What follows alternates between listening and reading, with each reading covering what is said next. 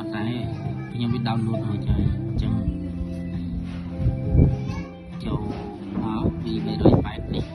ពី380របស់យើងចុចចូលវាមកហើយយើងធ្វើការតម្លើងយើងចុចគ្រីសវាមួយសិនហើយចុចថេបវាមកចាំឲ្យវាដោនបន្តិចហើយយើងអស់យកចុងទៀតទី3គឺចុចយកពណ៌ខៀវហើយវាមានច្រើនវាមាន Gmail វាមាន Facebook វាមាន Instagram អញ្ចឹងយើង connect ចូល Facebook នេះយើង connect ចូល Facebook មកយើងចុចវាមួយយ៉ាងមកវាដើរនេះវាបានហើយពេលដែលវាចូលអញ្ចឹងយើងបើក Bluetooth វាផងយើងបើក Bluetooth ហើយយើងបើក location មួយទៀតនេះយើងបើកហើយយើងចូលមកជាប់កាមេរ៉ាយើងមក connect វាយើងចុចអានេះឲ្យជាប់ចុចតវាលឺសលេងចាំយើងដកដៃវាលឺសលេងចឹងហើយ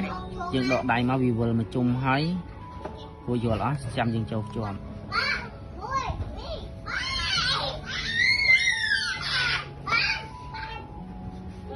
Camera is starting. Please wait.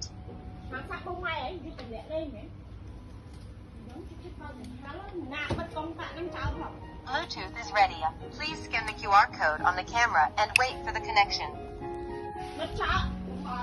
ហើយដល់ពេលវានិយាយរួចចឹងយើងមានសញ្ញាបូក2លើមួយក៏មួយយើងចូលសញ្ញាបូកមកចូលជាប់វាហើយយើងចុចយកឡូមកហើយយើងដល់កន្លែងនេះយើងយក Wi-Fi ហើយយើងយក scan ហើយកន្លែងនេះយើង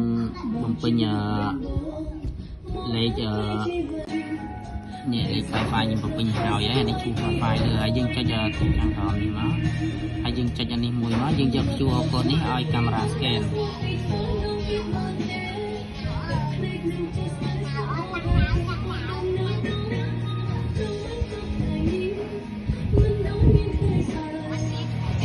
ពេលដែល scan ពេលដែលវាជាប់វាលឺសំឡេងហើយយើងចុចបន្តមក Network connected. កាមេរ៉ាវាពុំទៅចំអោ Bind successfully. Camera ready.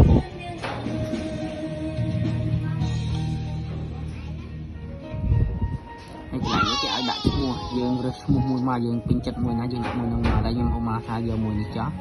ហើយយើងចុចបន្តមកអញ្ចឹងវាជាប់ហើយយើងអាចពវល់ឆ្វេងស្ដាំបានអានេះយើងអាចពវល់ឡើងលើចុះក្រោមឆ្វេងស្ដាំបានហើយអានេះពេលយើងចុចជាប់ឲ្យជាប់វាវាយសំឡេងហើយមួយនេះយើងចុចចូលមកនេះពូលនេះបើកភ្លើងហើយចូលមកនេះបិទភ្លើងបើមួយនេះបិទមករហូតហ្មងអានេះបិទអូតូហើយនេះកម្មភាពយើងគ្រីសវាមកវារេតាមមនុស្ស